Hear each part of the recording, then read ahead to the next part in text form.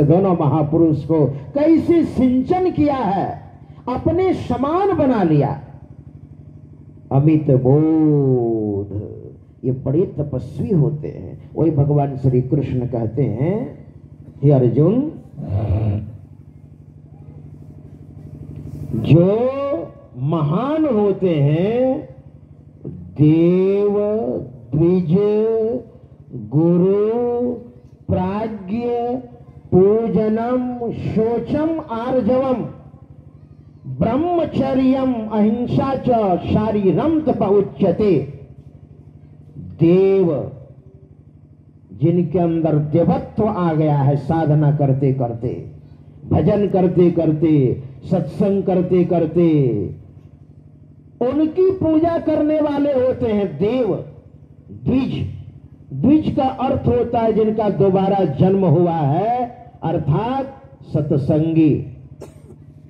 पर्यायवाची शब्द ब्राह्मण भी अर्थ होता है, क्योंकि उनका भी जनेऊ संस्कार होता है, वो भी भजन भेद लेते हैं, वो भी साधना करते हैं, तब उनके अंदर आध्यात्मिकता आती है। देव, द्विज, गुरु, गुरु तो समझ ही रहे हैं, संत सदगुरु। गुरु, प्राज्ञ, प्राज्ञ का अर्थ होता है ज्ञानी। प्राज्ञ, पूजनम, इनकी पूजा करने वाले होते हैं। शोचम, अंदर पवित्रता होती है, बाहर भीतर, है ना। शोचम, आर्जवम, आर्जवम का अर्थ होता है सरल। उनके अंदर इतनी सरलता होती है। और ब्रह्मचर्य, महिंसा जो शारीरम तप उच्यते, ब्रह्मचर्य में रहते हैं और अहिंसक होते हैं। ब्रह्मचर्य महिंसा च शारीरम तप उच्यते, ये शारीरिक तप है, ऐसे तपस्वी होते हैं। यानी शरीर संबंधी वो तप होता है, यानी तपस्या करते हैं, संत तपस्वी होते हैं। दूसरा श्लोक है, अनुद्वेग करम वाक्यम प्रियम हितम च। अनुद्वेग करम, अनुद्वेग का अर्थ होता है उद्वेग करने वाला नहीं। ऐसा वचन बोलते हैं जो आपका हृदय एकदम शीतल हो जाएगा। अनुद्वेग करम वाक्यम, उद्वेग करने वाला वाक्य नहीं बोलते। हम लोगों को भी उद्वेग करने वाला वाक्य नहीं बोलना चाहिए। उद्वेग का मतलब ऐसी वाणी आप किन्हीं को ना बोलें जो उनके हृदय में घाव हो जाए, है ना, उनका हृदय विदीर्ण हो जाए, वह दुखित हो जाए। अनुद्वेग करम वाक्यम, हमारे गुरु महाराज ने भी कहा है, सत्य सुहाता वचन कहिए, चोरी तज दी जय, तजिए नशा विभिचार, तथा हिंसा नहीं की जाए। निर्मल मन सो ध्यान करिए गुरुमत अनुसारा, अरे हारे में ही कहो सो गुरुमत ध्यान सुनो दे चित संभारा। सत्य हो और सुहाता हो। देखिए बात मिल रही है ना, भगवान श्री कृष्ण की वाणी, हमारे गुरुदेव की वाणी, सत्य हो और सुहाता हो। अनुद्वेग करम वाक्यम, सत्यम, सत्य हो, झूठ नहीं। सत्यम ब्रूयात प्रियम ब्रूयात, सत्यम अप्रियम न ब्रूयात। सत्य हो, प्रिय हो, है ना, झूठ नहीं होना चाहिए। सत्य हो और अप्रिय हो तो मत बोलो। मैंने पढ़ा कुप्पा घाट में कुछ बहनें आई थीं और गुरु महाराज ने न जाने मौज में आकर के कुछ ऐसा, गुरु महाराज को ऐसा लगा कि हमने कुछ कटु शब्द का व्यवहार मैंने किया है।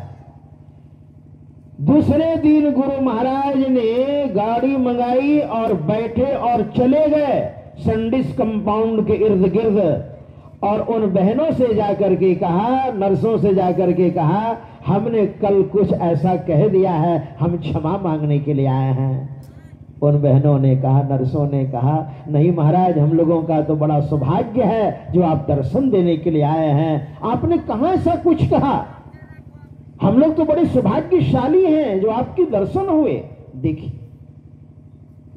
सत्यम प्रियम हितम च और स्वाध्यायाभ्यसनम चैव। स्वाध्याय, देखिए स्वाध्याय के दो अर्थ होते हैं। प्रत्येक दिन अच्छी अच्छी पुस्तकें पढ़नी चाहिए प्रत्येक सत्संगी को, प्रत्येक सत्संगी को, साधु को, सज्जन को, सबको।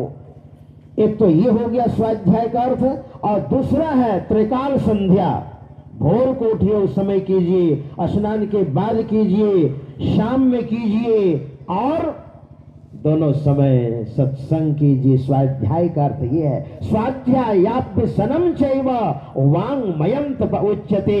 ये वाणी संबंधी तप है। ऐसे संत तपस्वी होते हैं और ऐसे महापुरुष के पास बैठकर हमें सत्संग करना चाहिए। एक छोटा सा दृष्टांत दे करके अपनी वाणी में विराम दूंगा। चैतन्य महाप्रभु बंगाल में हुए, चैतन्य महाप्रभु बंगाल में हुए नवद्वीप धाम में, और सूरदास जी महाराज के गुरु वल्लभाचार्य जी महाराज, संत सूरदास उनके गुरु थे वल्लभाचार्य जी महाराज, और दोनों के साथ में शिष्य लोग थे। दोनों मिल गए एक बार, तो शिष्यों ने सोचा दोनों महापुरुषों में बातचीत होगी तो हम लोग ग्रंथ लिखेंगे और छपाएंगे, भक्तों के बीच में रखेंगे। और दोनों महापुरुषों का जब संगम हुआ, वल्लभाचार्य जी महाराज संत थे, चैतन्य महाप्रभु तो संत थे ही। तो दोनों महापुरुष जब मिले तो एक दूसरे ने कहा, महाराज कोई सत्संग सुनाइए। देखिए, चैतन्य महाप्रभु ने कहा आप ही सुनाइए पहले। तो वल्लभाचार्य जी महाराज ने कहा ठीक है। वल्लभाचार्य जी महाराज ने कहा, गाय के सींग के ऊपर कितना प्लेन होता है ना? गाय का सींग के ऊपर कितना प्लेन होता है। गाय के सींग के ऊपर सरसों के दाने को रखिए, और जितनी देर वह सरसों के दाने रुक जाए, अगर उतनी देर भी अगर सत्संग हो गया तो जीवन निहाल हो जाएगा। वल्लभाचार्य जी महाराज ने कहा। चैतन्य महाप्रभु से कहा, महाराज अब आप सुनाइए। चैतन्य महाप्रभु ने कहा अब मैं सुनाता हूं। चैतन्य महाप्रभु ने कहा, आपने ठीक कहा महाराज, गाय के सींग के ऊपर सरसों के दाने को जितनी देर रखने के बाद ठहरे, कितनी देर ठहरेगा? बहुत कम। उतनी देर सत्संग करने से कल्याण हो जाएगा। क्षणवपि सज्जन संगति रहेगा। ठीक है, लेकिन मैं कहता हूं, चैतन्य महाप्रभु ने कहा, जितनी देर सरसों के दाने गाय के सींग के ऊपर ठहरता है, अगर उतनी देर भी सत्संग के बगैर अगर ये मन खाली रहा तो विषय घुस जाएगा और अकल्याण हो जाएगा। देखिए सत्संग की महिमा। इसलिए भगवान श्री राम और सनकादिक का जो संवाद है महापुरुष का, ये सत्संग का जन्म हुआ है। यही थोड़ा सा कह दिया। श्री सद्गुरु महाराज जी की जय।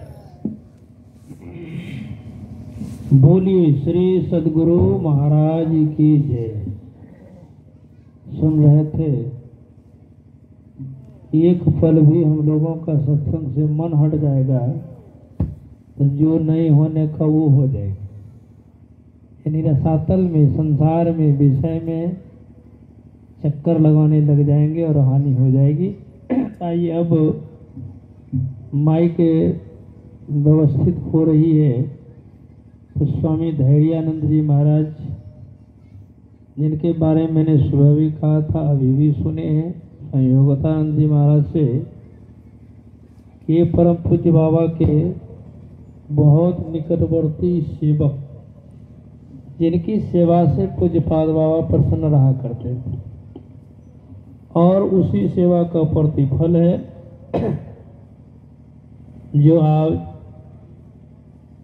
उन्हीं की कृपा से बहुत दूर दूर तक संत मत का प्रचार करने के लिए जाते हैं और मनियारपुर के व्यवस्था को अपने हाथ में संभाले हुए।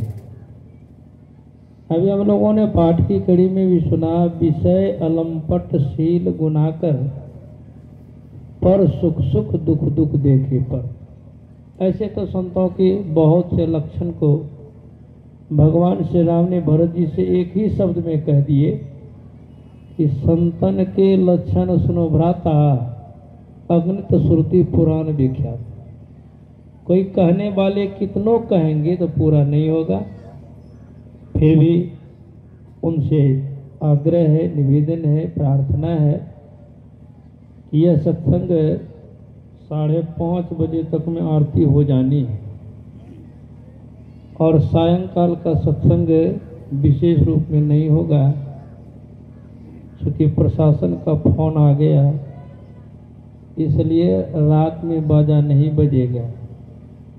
फिर सुबह 5 बजे से बाजा बजेगा और कल सत्संग होगा। तभी समयानुसार हम लोग उनके श्रीवाणी के तहत सत्संग और संत की महिमा के बारे में श्रवण करें। बोलिए श्री सद्गुरु महाराज की जय।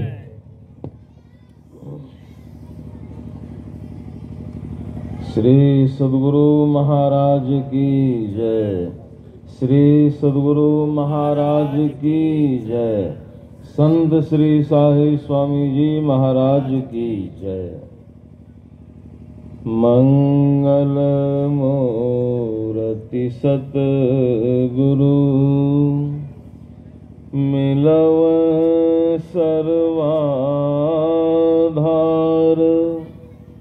मंगलमय मंगल करन विनव बारंबार। ज्ञान उदधि अरु ज्ञान घन सतगुरु शंकर रूप। नमो नमो बहुबारहि सकल सुपोजन भूप। अव्यक्त रूप में परमाराध्य संत सद्गुरु महाराज जी के परम पवित्र श्री चरणों में कोटि सह नमन। उनके ही परम पवित्र हृदय ब्रह्मर्षि संत श्री साहिब स्वामी जी महाराज के परम पवित्र श्री चरणों में बारंबार नमन। मंच पर विराजमान सर्वशक्तिमान सम्माननीय परम आदरणीय संत महात्मागण, सत्संग में पधारे हुए सम्माननीय धर्म प्रेमी सज्जनों, परम आदरणीय माताओं एवं भक्तिमती बहनों, सबों को मैं अपना प्रणाम निवेदित करता हूँ। श्री सद्गुरु महाराज की जय।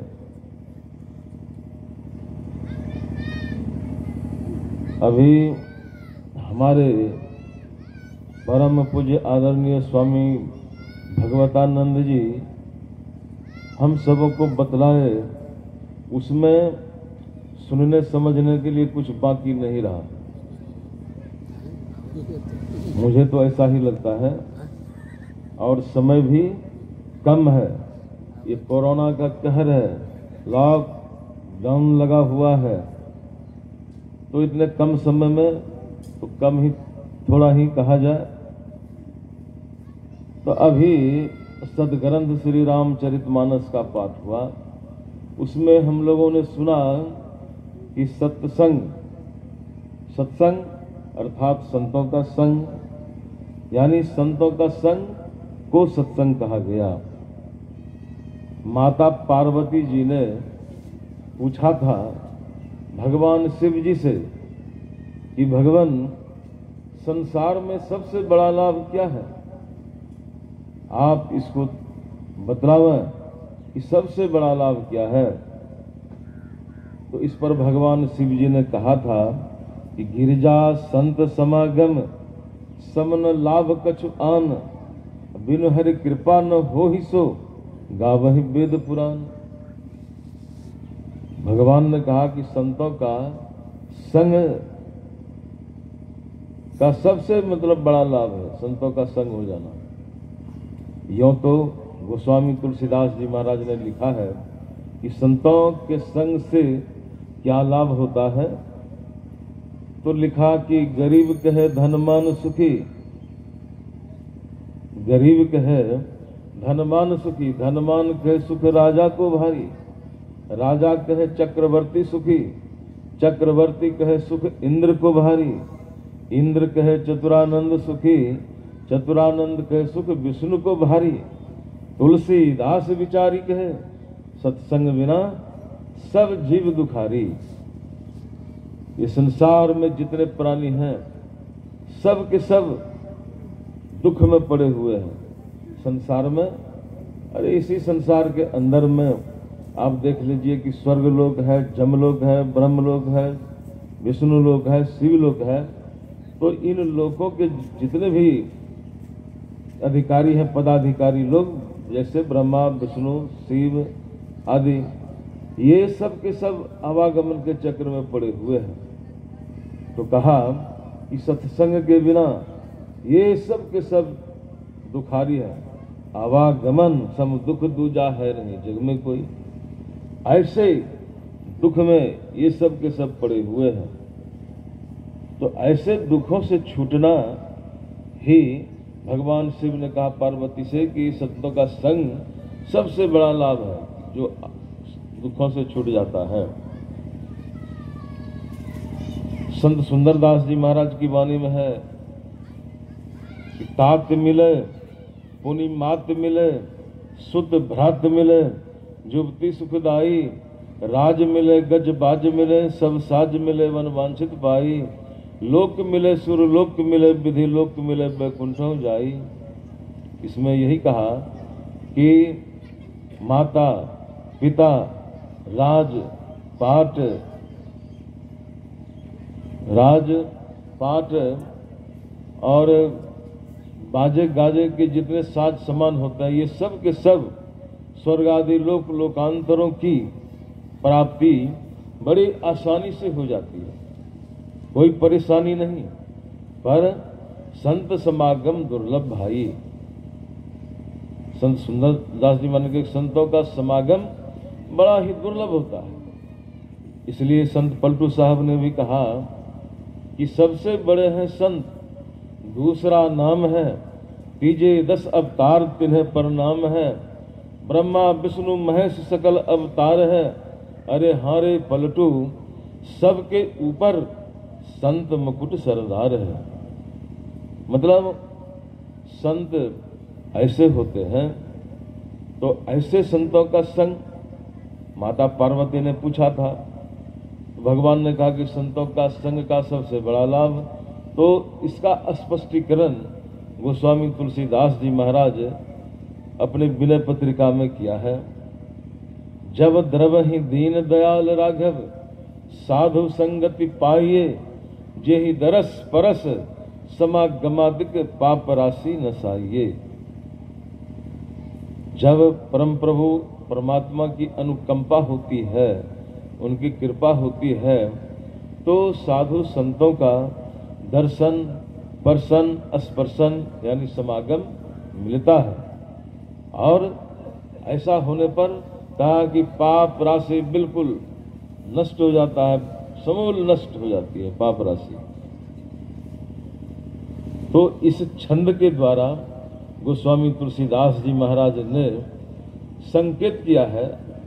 संकेत क्या किया है? संकेत क्या है कि भगवत भजन करो, भगवत भजन करो। पूछा जाए, यदि पूछा जाए कि भगवत भजन के करने से क्या होता है, भगवत भजन के करने से यह होता है।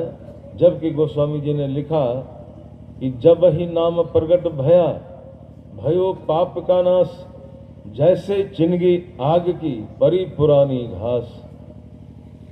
आग की चिनगी यानी चिंगारी पुरानी घास यानी सूखी हुई घास पर जब पड़ जाती है तो क्या होता है, वह चिंगारी उस सूखी घास को जला करके भस्मीभूत कर देती है।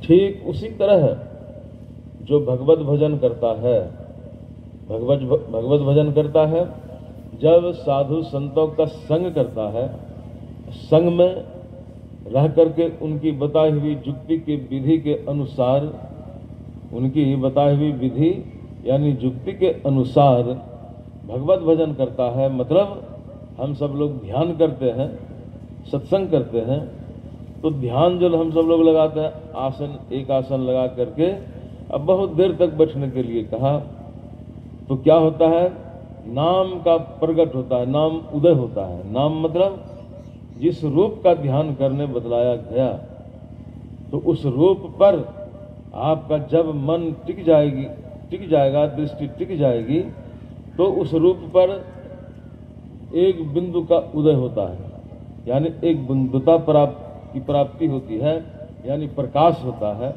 तो वह प्रकाश ऐसा है कि हम आपके अंदर में जितने पाप राशि हैं सब जल भुन करके समाप्त हो जाते हैं। तो इसलिए कहा कि संतों के बताए हुए विधि के अनुसार जो साधन भजन करता है, तो सत्संग योग भाग प्रथम में ध्यान बिंदु उपनिषद की वाणी है। वह श्लोक है, यदि शैल समम पापम विस्तीर्णम बह्योजनम भिद्यते ध्यान योगेन नान्यो भेद कदाचन। अर्थात कई योजन तक फैला हुआ पहाड़ के समान यदि पाप हो तो वह ध्यान योग से, भगवत भजन से बिल्कुल नष्ट हो जाता है। तो कहने का मतलब यही हुआ कि माता पार्वती ने पूछा कि सबसे बड़ा लाभ क्या है, तो सबसे बड़ा लाभ यही है कि ध्यान यानी भगवत भजन के करने से आपके जन्म जन्मांतरों, कितने जन्मों से हम जन्म ले रहे हैं, कितने वर्षों से, युगों से, और हमसे बहुत प्रकार के अच्छे बुरे भले बुरे कर्म बने हैं। तो बुरे कर्मों का जो राशि है, पाप राशि, वह सब के सब नष्ट हो जाते हैं। यही सबसे बड़ा लाभ है, यानी आवागमन के चक्र से छूट जाता है। तो आवागमन के चक्र से छूट जाना तब होगा जब साधु संतों का संग करेंगे। अभी हम लोगों ने यही सुना। अब प्रश्न होता है कि साधु संत होते हैं कौन? साधु संत कौन होते हैं? बहुत अच्छे अच्छे प्रवचन उपदेशक हैं, बहुत अच्छे अच्छे उपदेशक हैं, और उन उपदेशकों के अंदर से विकार नहीं गया है। विकार जब तक नहीं गया तो वे साधु संत हो नहीं सकते, चाहे वे कितना बड़ा कुछ कर ले, कितना बड़ा संस्था खड़ा कर ले, कितना बढ़िया से बढ़िया बोल ले। इसलिए तो लिखा कि काम क्रोध मद लोभ की जब लग घट में खान, क्या मूर्ख क्या पंडिता दोनों एक समान। जब हम इस मंच पर, ये जो मंच है ये सदगुरु महाराज का मंच है, यानी व्यास गति है। इस गति से, इस मंच से सद्ज्ञान को दिया जाता है। सद्ज्ञान से मतलब होता है कि संसार से छूट जाना। वह ज्ञान एक ही ज्ञान है।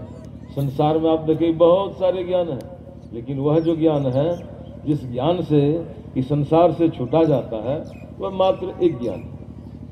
तो कहा कि जब काम क्रोध मद लोभ की जबलक घट में खान, क्या मूर्ख क्या पंडिता दोनों एक समान। हम कैसे ज्ञानी हो सकते हैं? उपदेशक हो सकते हैं, भाषण दे सकते हैं, लेकिन संत महात्मा नहीं कहला सकते। यूं तो हमारे सदगुरु महाराज जिनको कहा करते थे कि हमारे हृदय हैं, तो उन्हीं के हृदय से मैंने भजन भेद लिया है और उन्होंने ही मुझे संन्यास भी दिया है। उन्होंने ही मेरा नामकरण किया है हैरजानंद। तो उनकी वाणी में है कि संत हुए सब भेष में और हुए सब देश। भेष में भेष बना लेने से कोई संत नहीं हो जाते। तो कहा कि संत हुए सब देश में, सब वेश में और हुए सब देश। पढ़वा अनपढ़वा हुए, चाहे वह गाय चराने वाला है कि कुदाल चलाने वाला है कि हल चलाने वाला है, झाड़ू बहारू करने वाला है, मेहतर का काम क्यों नहीं करता हो। कोई राजा महाराजा है, चक्रवर्ती है, कोई भी है, कोई भी साधु संत बन सकते हैं। तो कैसे? संत हुआ सब भेष में और हुए सब देश। हमारा जो यह भारत देश है, इस भारत देश में कई राज्य हैं और कई राज्यों में एक राज्य है पंजाब। पंजाब राज्य के राजा किसी समय थे राजा रणजीत सिंह। उनका साधु संत का कोई वेशभूषा नहीं था, कुछ नहीं था, कोई नहीं कह सकता कि वो साधु संत थे। वो निकले अपने राज्य में भ्रमण करने और चलते चलते गर्मी का मौसम था, एक गाछ के नीचे विश्राम करने के लिए बैठ गए। साथ में बहुत से फौज लोग भी थे, क्या बोलते हैं, मंत्री भी थे और लोग थे। तो थोड़ी ही देर तो हुई थी बैठने से कि एक इतना बड़ा पत्थर का टुकड़ा आकर के लग गया राजा रणजीत सिंह के माथे में। माथा फट गया, खून चलने लगा। तो सिपाही लोग उसी तरफ गए जिधर से कि वह पत्थर का टुकड़ा आकर के लगा था। गया तो उधर से एक बूढ़ी माई को और बूढ़ी माई के साथ में एक छोटा सा बच्चा भी था, उन दोनों को पकड़ करके ले आए सिपाही लोग। महाराज, यही बूढ़ी माई ने पत्थर चलाया है। तो राजा रणजीत सिंह ने पूछा कि बूढ़ी माई, अरे तुमने पत्थर क्यों चलाया? पत्थर लग करके देखो मेरा सिर फट गया, खून चल रहा है।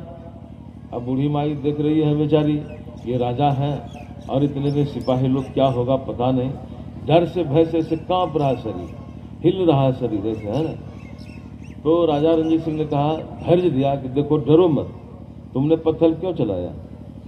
तो बूढ़ी माई कहती है कि बाबू राजा साहब, देखिए गाछ में एक बेल है पका हुआ और देख लीजिए हमारे साथ में एक छोटा सा बच्चा है, भूख से छटपट कर रहा है, भूख से छटपट कर रहा है। तो मैंने पत्थर चलाया उस पका हुआ बेल के ऊपर, पर मैं इतनी बड़ी अभाग्नी कि उस बेल में नहीं लग करके लग गया आपको। यदि उस बेल में लगता, वह बेल गिरता तो इस बच्चे को मैं खिलाता, भूख से छटपट कर रहा है। तो राजा रणजीत सिंह का हृदय पिघल गया, सुनते ही हृदय पिघल गया।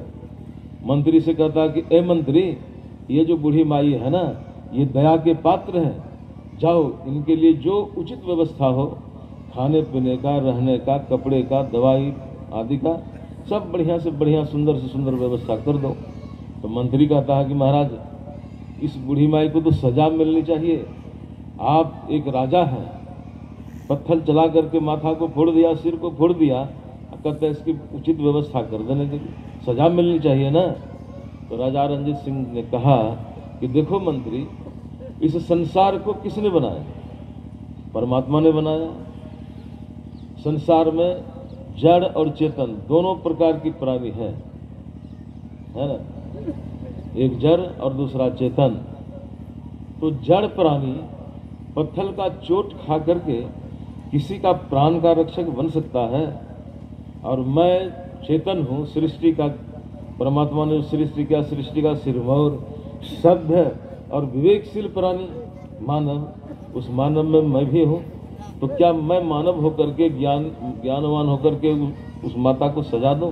क्या धर्म यही कहता है? धर्म यह नहीं कहता है। कहा कि जो धर्म की रक्षा करता है तो धर्म भी उसकी रक्षा करता है, तो धर्म की रक्षा होनी चाहिए। तो पूज्य बाबा ने कहा कि संत भेष से होते नहीं, नहीं कथे बहु ज्ञान, ना मठ के अधिपति बने, ना तीर्थ किए स्नान। कुप्पा घाट देखिए कितना बड़ा आश्रम है, बहुत बड़ा मठ है, और दूसरा मनियारपुर है। तो उस मठ के कोई अधिपति बन जाए, अधिकारी बन जाए, और अंदर में काम, क्रोध, लोभ आदि, ईर्ष्या, द्वेष, जातिवाद, ये वो क्या क्या सारा के सारा अवगुण भरा पड़ा है, तो क्या ऐसे कोई साधु संत हो सकते हैं? ऐसे साधु संत नहीं हो सकते हैं। ना मठ के अधिपति बने, ना तीर्थ के स्नान, संत हुए ना तीर्थ के स्नान। विषय वासना है, विषय वासना संसार में रूप रस गंध स्पर्श और शब्द, ये 5 विषय हैं। और जो इन 5 विषयों में जिसका मन लगा हुआ रहता है तो वह संसार में चला जाता है। इसलिए गोस्वामी जी ने लिखा, अभी हम लोगों ने सुना कि संत संग अपवर्ग कर, कामी भव कर पंथ, कह ही संत कवि कोविद श्रुति पुराण सदग्रंथ। जितने हमारे सदग्रंथ है, श्रुति है, पुराण जो है, सबों में ऐसा लिखा हुआ है, ऐसा विचार, ऐसा मत। तो इसलिए कहा कि साधु संतों का संग करना चाहिए। यों तो गोस्वामी तुलसीदास जी महाराज ने लिखा कि खट विकार जित अनघ अकामा, अचल अकिंचन सुचि सुखधामा, अमित बोध अनिहिमित भोगी, सत्य सार कवि कोविद जोगी। कहा कि एक कोई महात्मा था, महात्मा से किसी संसारिक लोगों ने पूछा कि महात्मा जी, आप इतने बड़े उच्च कोटि के संत कहलाने लगे, महात्मा हो गए, और मैं एक संसारिक लोग, ऐसा क्यों, ऐसा कैसे हो गया? तो महात्मा जी ने बतलाया कि देखो, संसारिक लोगों में और परमार्थिक लोगों में अंतर है। वह अंतर है अंदर से, अंदर से अंतर है। जो संसारिक लोग होते हैं, संसार के रास्ते पर चलने वाले होते हैं, तो वो एक खट विकार के शिकार है ना, यानी खट विकार का अधिकार उसके ऊपर जमा हुआ रहता है। वो खट विकार क्या है? काम क्रोध लोभ मोह मद। तो जो खट विकार के शिकार होते रहते हैं, है ना, वे संत नहीं होते। संत होते हैं वे जो खट विकार को अपने अधिकार में करके रखता है, खट विकार को अपने बस में करके रखता है, यानी खट विकार के ऊपर अपना अधिकार बनाए हुए रखते हैं। तो ऐसे होते हैं संत। तो ऐसे संतों का संग मोक्ष का रास्ता है। और जो खट विकार के शिकार होते रहते हैं, ऐसे का संग करेंगे तो संसार में यानी आवागमन के चक्र में जाएंगे। तो कहा कि विषय वासना है नहीं, दुख का हुआ अंत, 84 चक्कर मिटाता को कहिए संत। शांति पद सबसे बड़ा, उस पद से बड़ा कोई पद है ही नहीं। आप देखिए कि संसार में कोई जब इलेक्शन का समय आता है, एमपी का इलेक्शन, एमएलए का इलेक्शन, मुखिया का इलेक्शन, और क्या मतलब जिला परिषद का, बहुत का चुनाव होता है, तो उस पद के लिए लाखों करोड़ों अरबों खरबों रुपये खर्च फूक देते हैं, कर देते हैं, है ना। संजोग से यदि वो उस पद को प्राप्त कर भी लेते हैं तो कितने दिन? 5 वर्ष तक के लिए। जब 5 वर्ष पूरा होता है और फिर जब इलेक्शन आता है तो डर बना हुआ रहता है अंदर में, इतना रुपया फिर खर्च करेंगे, हारेंगे कि जीतेंगे, धुकी लगा हुआ रहता है। यदि हार गया तो गया, और कोई जीत भी लेता है तो बस 5 वर्ष के लिए, 5 वर्ष के बाद तो फिर उस पद से उतरना ही होता है। तो कहा कि शांति पद सबसे बड़ा, उस पद को जो प्राप्त कर लेता है तो उस पद से कोई उतरता नहीं है, कोई गिरता नहीं है। एक कहानी आप लोगों को सुनाता हूं। ये राजा उत्तानपाद के पुत्र का नाम था ध्रुव। ध्रुव ऐसे खेल रहा था राजमहल के सामने कई बच्चों के साथ। ध्रुव को याद आ गई पिताजी की, खेलना छोड़ करके दौड़ते हुए आकर के पिताजी की गोद में, राजा उत्तानपाद की गोद में बैठ गया। वहां पर उसकी सौतेली माँ थी, जिसका नाम था, क्या नाम था? नहीं, सुनीति का पुत्र था ध्रुव। सुरुचि नाम था। तो माता सुरुचि बगल में बैठी हुई थी। देखा कि ध्रुव बैठा पिता के गोद में, एक हाथ गर्दन में लगाया, एक हाथ से बांह पकड़ा, अब गोदी से खींच करके उतारते हुए ऐसे ठेलते हुए कहा कि जाओ तपस्या करो, तपस्या करके मेरे पेट से पैदा लो, तब तुम इस पिता की गोद में बैठ सकते हो और इस राज्य के अधिकारी भी तुम बन सकोगे। जाओ। चला गया रोते हुए अपनी माता के पास, जा करके सब कुछ सुना दिया। तो माता ने समझ गया कि राजा है छोटी रानी के अधीन में, उसके राज्य में, अभी हमारी बात तो सुनेगी नहीं। तो माता ने ध्रुव को पीठ सहलाते हुए, माथा को सहलाते हुए, आशीर्वाद करते हुए कहा कि जाओ बेटा, जाके तपस्या करो। अरे ये जो पिता है ना, ये पिता तुम्हें कितने देर तक रखेंगे गोद में? 10 मिनट, ज़्यादा से ज़्यादा 15 मिनट, 20 मिनट ऐसे उतार देगा, नहीं उतरोगे तो जबरदस्ती उतार देगा। और वह जो गोद है ना, वह जो परमात्मा की गोद है, तुम यदि उस गोद में चले जाओगे, परमात्मा की गोद में, तो कभी उतरना नहीं पड़ेगा। और वह चला गया तपस्या करने के लिए, तपस्या करके उस परमपिता परमात्मा की गोद में अपने आप को बैठाया। तो वह पद ऐसा है, उस पद से उतरना नहीं होता है। वह है शांति रूप सर्वेश्वर जानो, शब्दातीत कही संत बखानो। हम लोग रोज पाठ करते हैं, शांति, स्थिरता व निश्चलता को कहते हैं। शांति को जो प्राप्त कर लेते हैं तो वे संत कहलाते हैं। तो उस पद को जो प्राप्त कर लिए हुए होते हैं, उस पद को, तो ऐसे होते हैं संत, ऐसे संत होते हैं। तो ऐसे संतों का संग करने के लिए कहा गया, ऐसे संतों का संग। तो ऐसे संतों का संग करेंगे तो क्या होगा? एक कहानी आप लोगों को सुनाता हूँ। अभी हम लोगों ने सुना कि निमिष दंड भरी एको बराज, मतलब सिंह के नोक पर एक सरसों की दाना जितना देर टिकता तो गिर जाता है, तो उतना देर भी यदि आपका मन संतों के संग में हो गया है तो वह सत्संग है। तो सत्संग की महिमा क्या है? तो एक बार वशिष्ठ जी महाराज गए थे विश्वामित्र जी के यहाँ। तो विश्वामित्र जी के यहाँ गए, बहुत अच्छी ढंग से, बहुत सुंदर ढंग से उन्होंने उनकी सेवा की। और जब चलने लगे वशिष्ठ जी, तो विश्वामित्र जी ने कई हजार वर्ष तप किए थे, तो 1000 वर्ष का तप का फल दे करके उनकी विदाई की। चलने लगे, वहां से विदाई कर दी, चले आए। एक दिन संजोग से क्या होता है, कुछ दिनों के बाद, कि विश्वामित्र को भी वह मौका लग गया, तो चले गए वे वशिष्ठ जी के वहाँ आश्रम में। वशिष्ठ जी के आश्रम में गए, रुके, और उनसे भी विशेष चढ़ बढ़ करके उन्होंने सेवा की। बहुत सुंदर ढंग से सेवा की। सेवा करने के बाद जब वो रह करके चलने लगे, तो आधी घड़ी सत्संग का जो फल होता है, उस फल को देकर के उनकी विदाई की। तो विश्वामित्र के मन में हुआ कि मैंने 1000 वर्ष तप का फल देकर के इनकी विदाई मैंने किया था, और ये आधी घड़ी मैं कितना बड़ा तुच्छ आदमी हूँ, बेकार आदमी हूँ। उनके अंदर में क्रोध हो गया। तो वशिष्ठ जी महाराज समझ गए कि आधी घड़ी सत्संग की महिमा इनको बहुत कम मालूम पड़ रहा है, और ये क्रोध में चले गए हैं। तो कहा कि चलिए महाराज, फैसला इसका करवा लें कि आधी घड़ी सत्संग की महिमा विशेष है या 1000 तप की महिमा का विशेष है, फल विशेष है। कहा कि चलिए, चले वहां से चले गए ब्रह्मा जी के पास।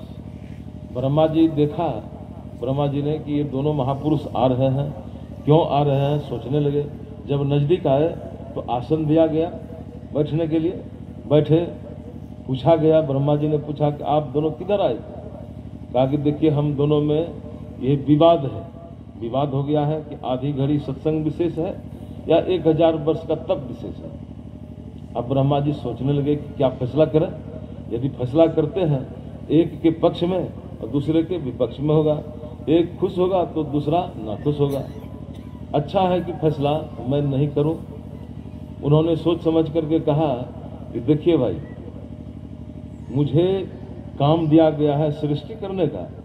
सृष्टि के करने से मुझे फुर्सत नहीं है, समय नहीं है, अवकाश नहीं है, इसलिए आप दोनों आगे बढ़िए, चले जाइए भगवान शिव जी के पास। चले गए भगवान शिव जी के पास। भगवान शिव जी भी देख रहे हैं कि आ रहे हैं दोनों आदमी। आए, उन्होंने भी आसन दिया, बैठा। क्या बात है, ऐसी बात है। भगवान शिव जी ने भी बहाना बना लिया। क्या बहाना बनाए कि फैसला करेंगे तो दो, कोई खुश कोई ना खुश, तो अच्छा है फैसला नहीं करो। तो वे बहाना क्या करते हैं कि देखिए, जब समुद्र का मंथन किया था ना, तो समुद्र के मंथन से 14 रत्न निकले थे। उसमें 14 रत्नों में से एक रत्न 20 था। सब रत्न सब बांट लिया और 20 हमको पिला दिया, हमको दे दिया। हमने जो पिया है ना, तो 20 कंठ में अटका हुआ है। मुझे क्षमता नहीं है फैसला करने। आप चले जाइए विष्णु लोग, भगवान विष्णु के पास। चले गए भगवान विष्णु के पास। भगवान विष्णु के पास गए, क्या बात है, तो यही सब सुनाया गया। ऐसे ऐसे बात है, झंझट है, हम दोनों में झगड़ा है कि विशेष सत्संग की महिमा विशेष है या 1000 तप की महिमा विशेष है। अब भगवान विष्णु भी सोचा इसमें पढ़ना ठीक नहीं आई दोनों के पेड़ में। उन्होंने भी सोच साच करके कह दिया कि देखिए भाई, आप दोनों का जो यह विवाद है ना, मैं फैसला नहीं कर सकता हूं इस विवाद का। आप लोग चले जाइए शेषनाग के पास, हमसे यह फैसला नहीं होगा। मैं न तो सत्संग करता हूं और नहीं तो तपस्या करता हूं। विश्वामित्र जी तपस्या करते हैं तो मैं तपस्या भी नहीं करता हूं। आप सत्संग करते हैं, वशिष्ठ जी से कहा, तो मैं तो सत्संग भी नहीं करता हूं, मैं कुछ नहीं करता हूं। इसलिए फैसला करने की क्षमता मुझ में नहीं है। आप लोग चले जाइए शेषनाग के पास। चले गए दोनों शेषनाग के पास। शेषनाग के पास गए, सब बतलाया गया शेषनाग को। कहा कि ठीक है, हम तो फैसला करिए देंगे। बड़ा खुश हो गए दोनों कि फैसला करेंगे। शेषनाग ने कहा कि देखिए, हमारे ऊपर, हमारे सिर के ऊपर इस पृथ्वी का भार है। अब देख लीजिए कि कितनी बड़ी पृथ्वी है, तो इस भार को कोई संभालिए आप दोनों में से, तो मैं फैसला तुरंत कर दूंगा। तो झट से विश्वामित्र जी 10,000 वर्ष जो तप किया था, उस तप का बल लगा दिया पृथ्वी भार संभालने में। जैसे पृथ्वी का भार उनके ऊपर छोड़ा, पृथ्वी के भार से दबने लग गए बेचारे। पृथ्वी अनबैलेंस यानी डगमगाने लगी। अब कहते हैं विश्वामित्र जी बचाइए बचाइए, मैं पृथ्वी के भार से दबे जा रहा हूं। तो झट से वशिष्ठ जी महाराज ने कहा कि आधी घड़ी सत्संग की महिमा विशेष है, तो यह धरती ऊपर उठ जाए। धरती तुरंत ऊपर उठ गई, तुरंत उठ गई ऊपर। जब धरती ऊपर उठ गई तो पुनः विश्वामित्र ने कहा कि शेषनाग जी अब तो फैसला कर सकते हैं ना। तो शेषनाग ने कहा कि फैसला तो हो गया। तो कहाँ फैसला हुआ? अरे फैसला, आपने पृथ्वी का भार संभाला, आपसे नहीं संभला, और आधी घड़ी सत्संग की महिमा ने इस पृथ्वी का भार को संभाल लिया। अब क्या चाहिए बोलिए? कहने का मतलब कि सत्संग जो है ना, सत्संग के वचनों को यानी साधु संतों की वाणियों को खूब मनोयोग पूर्वक सुनिए। साधु संतों की वाणी अमृत है। किसी ने लिखा है, संत वचन वह सुधा, देवी भी जिसके सदा भिखारी। संत वचन वह धन जिसका है, नर प्रधान अधिकारी। मृत अमर बन जाता जिससे वह संजीवन रज है। संत वचन सब भव रोगों का राम बाण भी सज है। मतलब साधु संतों का वचन अमृत है, अमृत को दिलाने वाला होता है, यानी आवागमन के चक्र से छुड़ाने वाला होता है। उनके संग में रहेंगे, उनके अधीन में रहेंगे, उनके बताए अनुसार चलेंगे।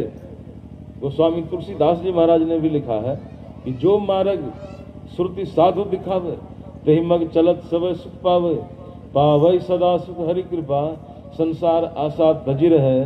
सपने हो नहीं दुख द्वैत दर्शन, बात कोटि की कोक है। द्विज देव गुरु हरि संत बिनु, संसार पार न पाइए। यह जान तुलसीदास त्रास हरन रमापति गाइए। ये साधु संतों का मार्ग है। इस मार्ग पर चलेंगे तो स्वप्न में भी दुख द्वैत का दर्शन नहीं होगा। आप देखिए, एक साधारण बात है, स्वप्न देखते हैं तो जब कोई भयावह स्वप्न को देखते हैं, जगने पर भय लगता है, डर लगता है कि मैंने ऐसा अशुभ स्वप्न देखा, या अशुभ स्वप्न का परिणाम क्या आएगा। पूछते हैं इससे उससे जानकार आदमी से। यदि अच्छा स्वप्न आप देखते हैं, अच्छा स्वप्न जैसे इस सत्संग में बैठे हैं, साधु संतों की सेवा में लगे हुए हैं, ध्यान सत्संग में बैठे हुए हैं, इससे बढ़ के और क्या हो सकता है? अच्छा, तो कोई ऐसा स्वप्न देखता है तो ऐसे स्वप्न का परिणाम बहुत अच्छा होता है। मैंने 2 बार देखा, जब से हमारे आचार्य परम पूज्य स्वामी महर्षि चतुरानंद जी महाराज को संत साई स्वामी जी महाराज ने भार दिया है, तो तब से मैंने अब तक में 2 बार देखा। क्या देखा कि जिस तरह से हमारे परम पूज्य आराध्य देव की गाड़ी चलती थी, संत साई स्वामी जी महाराज की, और उनकी गाड़ी के पीछे पीछे कितने गाड़ियां, जैसे स्वामी चतुरानंद जी महाराज की गाड़ी, स्वामी वेदानंद जी महाराज की गाड़ी, स्वामी जोगानंद जी महाराज की गाड़ी, और गाड़ी। लगता था कि हाँ, साधु संतों की एक काफिला है ना, चल रहा है। बहुत शोभा लगता था देखने में। आज वह शोभा बिगड़ गया, टूट गया, है ना, वह शोभा आज टूट गया।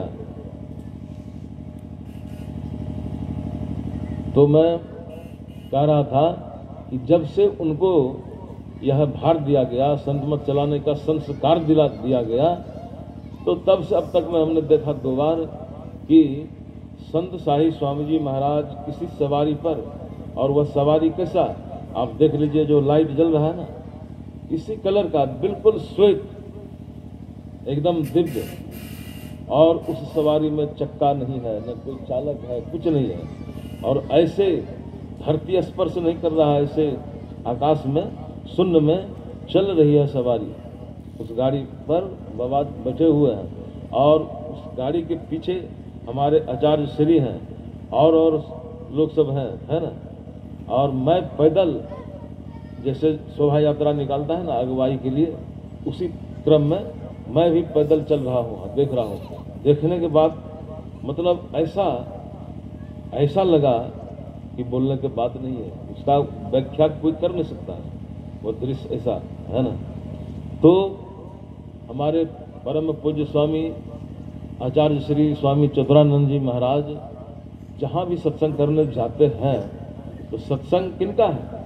सदगुरु महाराज का निज अंग है, सदगुरु महाराज का निज अंग है।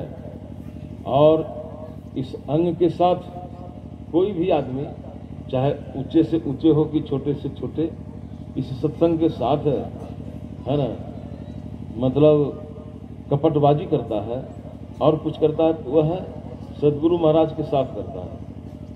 आप कहेंगे कैसे? तो सदगुरु महाराज ने बहुत तप किए, इन्होंने, सदगुरु महाराज बहुत तप किए। तप करने में बहुत इन्होंने कष्ट को उठाया है, बहुत कष्ट को झेला है। मैंने देखा नहीं है, लेकिन मैं कोई अभिनंदन ग्रंथ को पढ़ा तो मैंने सुना, तो उसमें से कुछ याद है कि बहुत ये हम सदगुरु महाराज भटके, है ना। और तब संत मत का निर्माण इन्होंने किया, उस संत मत को सजाया। सदगुरु महाराज ने जातिवाद को मिटाया, ऊंच नीच की भावना को सब खत्म किया, है ना, कि हम सब लोग संत मता अनुयायी हैं। संत मत यानी वैदिक धर्मी है, हम सब लोग एक धर्म के लोग हैं, हम सब लोग, और दूसरे तीसरे धर्म के नहीं। और अभी जो है ना, अभी ऐसा हो गया है कि देखते हैं जितने बड़े बड़े संत महात्मा हैं, सब अपना अपना व्यवस्था कायम करने में, निर्माण करने में लगे। एक साथ रह करके चलते तो कितना अच्छा होता। एक साथ अभी भी हो जाए तो इतना अच्छा होगा, इतना गुरु महाराज खुश हो जाएंगे कि बोलने की बात नहीं। तो अभी के समय में, उस समय गुरु महाराज ने जो फटे थे, टूटे थे, उसको जोड़े, फटे को सी करके जोड़े, समझे ना। जैसे लोहा टूटा हुआ रतन तो लोहार उसको जोड़ता है ना, वैसे गुरु महाराज ने जोड़ा, फटे हुए को सी करके जोड़ा। और अभी जरा सा फटा हुआ है, उसमें उंगली देकर के ऐसे चीर देता है और फट जाओ, कई सैकड़ों टुकड़ों में विभाग बढ़ जाए, है ना, सैकड़ों विभाजन हो जाए। इसी तरह से अरे करना चाहिए, जो गुरु महाराज का रास्ता है उस रास्ते पर चलना चाहिए। यही तो हम लोगों का आसन है। लोग कहते हैं कि आचार्य आचार्य, है ना। आचार्य क्या? अरे आचार्य वही होता है, वह आचार्य सिंहासन पर वही आचार्य बैठता है जिस आचार्य का आचरण अच्छा है, जिसका आचरण अच्छा है, वास्तव में वह आचार्य है। और वही सुंदर आचरण पर वह आसीन है ना। ये लकड़ी काठ आदि का देखता है ना कि सिंहासन बना के बैठता है, तो बाप रे बहुत बड़ा सिंहासन है। अरे आचरण रूपी सिंहासन ठीक है, तब वह सिंहासन पर वो विराजमान होते हैं। तो आचरण जिस साधु का, या आप हमारे माता हैं कि पिता हैं, भाई हैं, बहन हैं, सबों का आचरण अच्छा होना चाहिए। कहा है, कहे कबीर विचार के, है ना, कहे कबीर निज रहनी संभारो। और क्या है, कहे कबीर निज रहनी संभारो, सदा आनंद रहे नर नारी। अब कहे कबीर निज रहनी संभारी। तो हम सब लोगों को अपना जो रहनी गहनी चाल चलन है उसको अच्छा बनाना चाहिए। अच्छा बनाना चाहिए से मतलब है कि गुरु महाराज ने कहा कि सत्संग नित और ध्यान नित रहे करत संलग्न हो, वे विचार चोरी नशा हिंसा झूठ तजना चाहिए।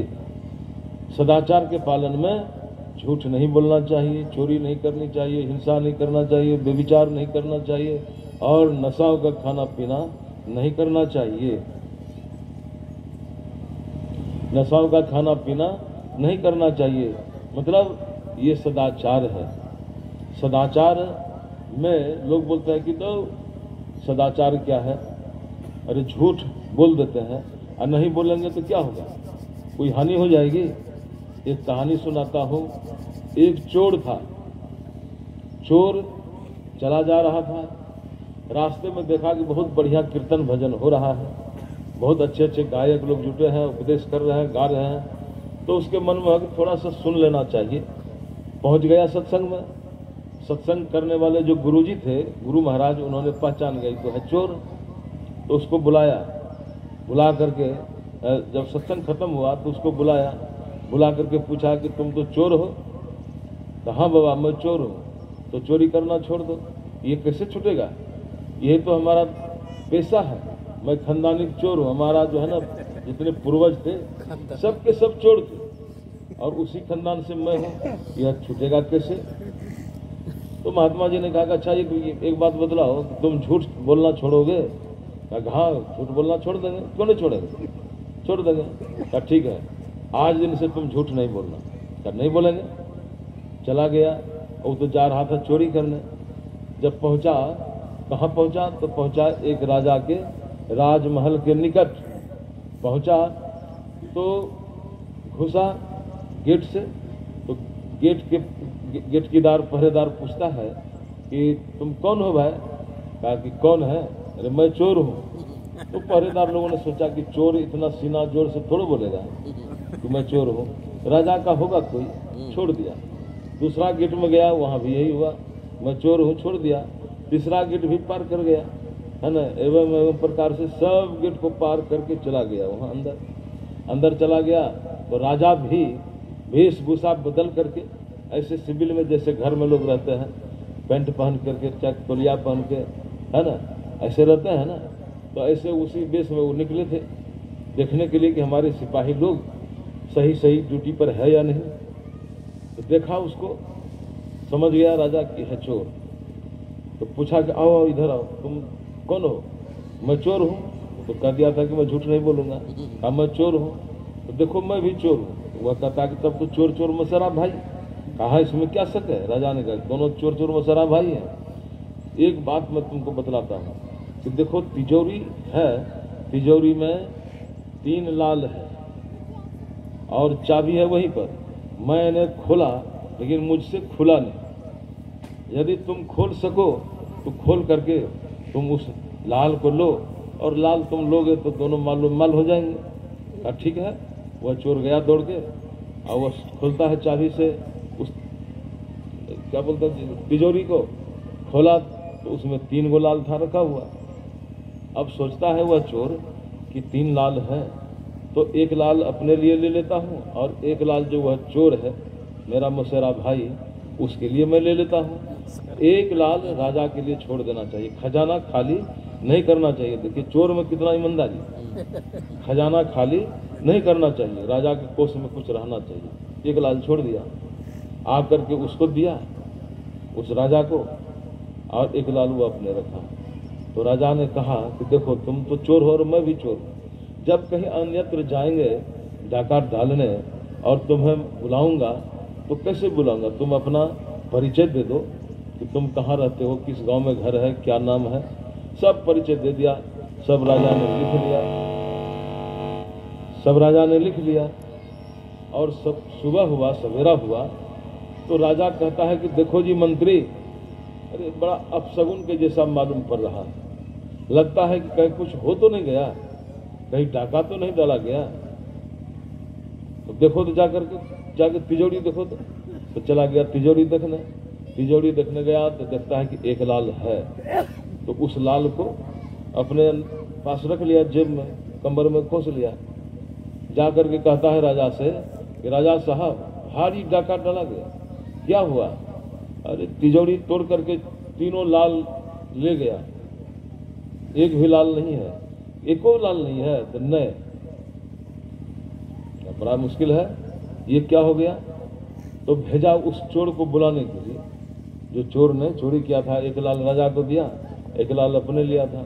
उसको बुलाया, बुला करके लाया गया दरबार में। देखता है वह चोर कि रात में शायद वेश बदल करके यही था कि कौन था, अभी तो राजा के वेश में है, लेकिन चेहरा आवाज से लगता है वैसा ही।